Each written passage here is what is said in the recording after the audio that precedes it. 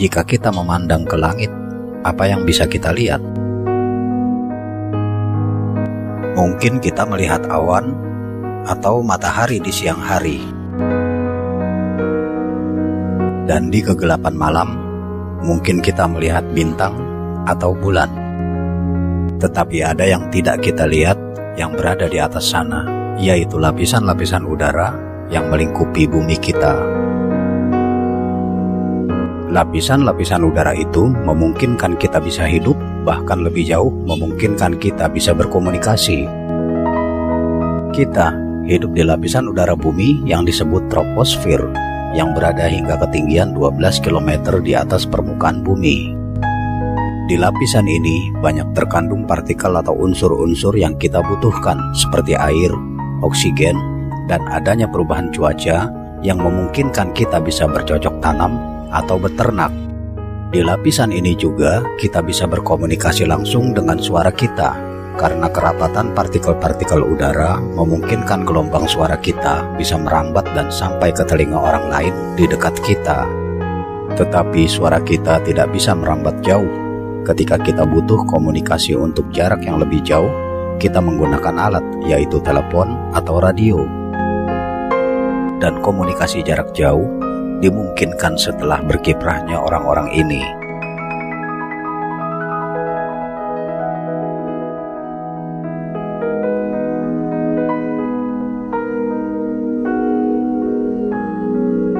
Komunikasi dengan telepon menggunakan kabel, sedangkan komunikasi dengan radio menggunakan frekuensi tinggi.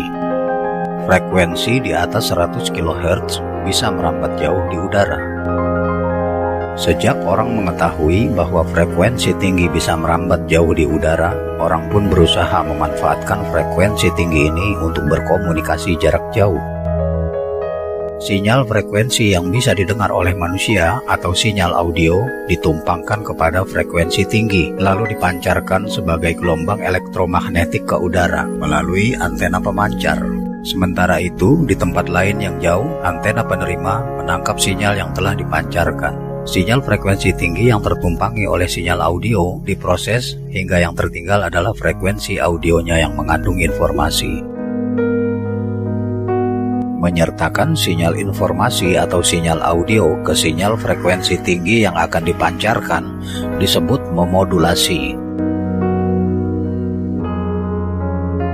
Ada beberapa jenis pemodulasian, yaitu AM, FM, PM, dan pemodulasian digital atau digital modulation. Sebelum maraknya era digital, AM dan FM merupakan pemodulasian yang paling umum, dan AM merupakan jenis pemodulasian yang paling awal. Dalam pemodulasian AM, sinyal frekuensi tinggi yang merupakan sinyal pembawa dimodulasi oleh sinyal berfrekuensi rendah atau sinyal audio yang amplitudonya berubah-ubah. Hasilnya adalah sinyal berfrekuensi tinggi jadi berubah-ubah amplitudonya sebagaimana perubahan amplitudo pada sinyal audio. Sinyal frekuensi tinggi yang sudah termodulasi ini kemudian dipancarkan ke udara agar merambat jauh. Di tempat lain, antena penerima menerima sinyal frekuensi tinggi yang sudah termodulasi ini, dideteksi oleh detektor AM hingga berbentuk sedemikian rupa. Sinyal frekuensi tinggi yang masih tersisa dibuang oleh rangkaian filter, sehingga yang tertinggal adalah sinyal audionya. Sistem AM biasa diterapkan pada frekuensi mulai dari 160 kHz hingga kira-kira 30 MHz. Frekuensi di antara 160 kHz hingga 500 kHz adalah frekuensi long wave. Range frekuensi ini biasanya digunakan untuk telegraf, komunikasi area pantai atau maritim, pandu udara, dan lain-lain. Frekuensi long wave dapat merambat di permukaan bumi, bahkan sebagiannya dapat merambat di atas permukaan air. Long wave digunakan untuk komunikasi jarak dekat dan menengah. Antena-antena besar dan panjang pun dibentangkan di tempat-tempat yang luas. Selanjutnya, frekuensi di antara 500 kHz dan 1,6 MHz adalah frekuensi medium wave atau MW.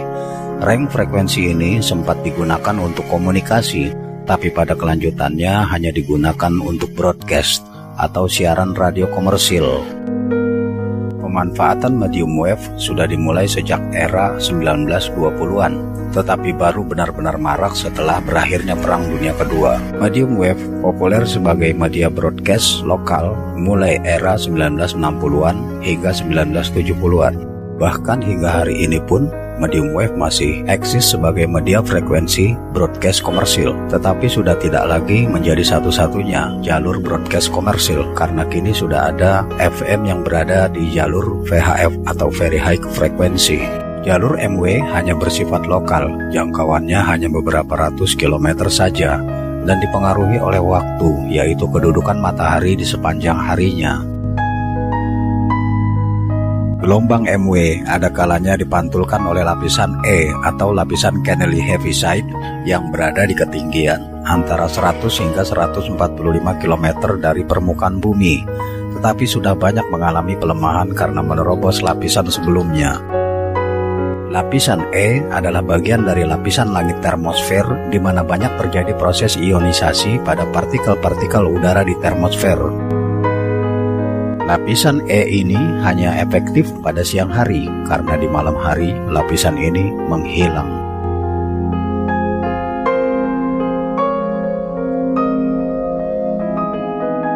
Selanjutnya, frekuensi antara 1,6 MHz hingga 30 MHz dikategorikan sebagai frekuensi-frekuensi shortwave atau gelombang pendek.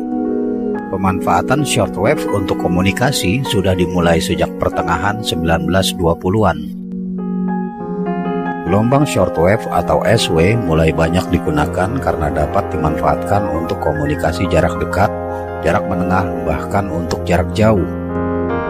Frekuensi SW 1,6 MHz hingga 6 MHz bisa digunakan untuk komunikasi jarak dekat dan menengah. Dalam perkembangannya, jalur frekuensi ini digunakan oleh militer, amatir, polisi, marin, dan aeronautika. Sedangkan frekuensi 6 MHz sampai dengan 30 MHz dapat dipakai untuk komunikasi jarak jauh. Jalur frekuensi ini dipakai untuk keperluan broadcast internasional, polisi, keamanan pantai, militer, dan lain-lain. Di awal perkembangannya, frekuensi di sekitar 25 MHz dipercobakan untuk siaran lokal dan internasional. Dan sejak radio dengan gelombang SW dimanufaktur untuk publik, stasiun-stasiun broadcast pun bermunculan di rang SW.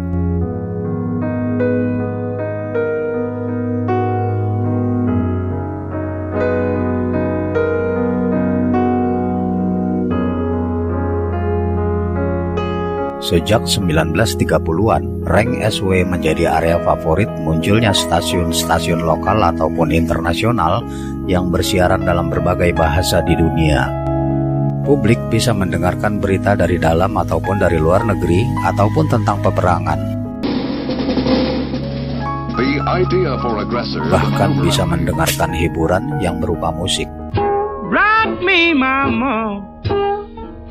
Rock me slow.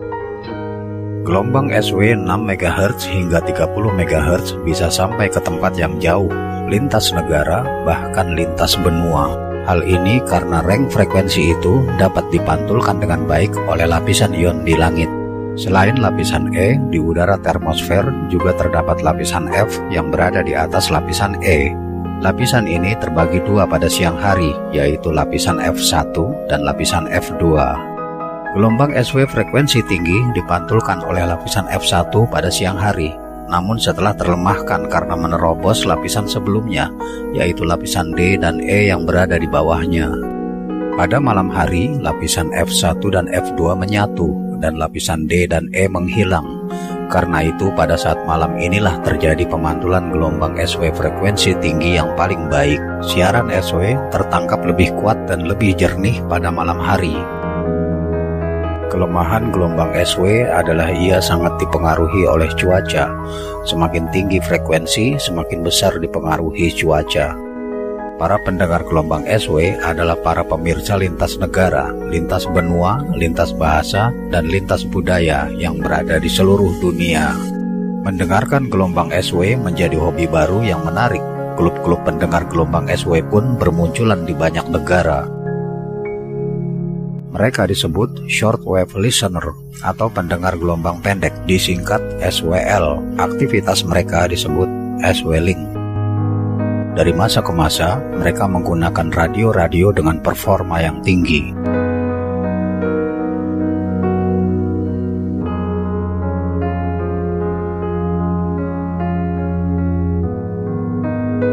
Majalah khusus tentang SWL sudah ada sejak awal 1930-an.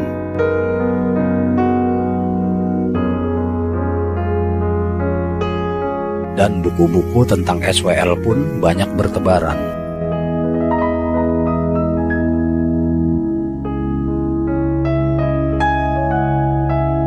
Hingga hari ini, stasiun-stasiun radio di rank SW masih tetap eksis. Begitupun para SWL, meskipun banyak broadcast telah berubah menjadi streaming di internet.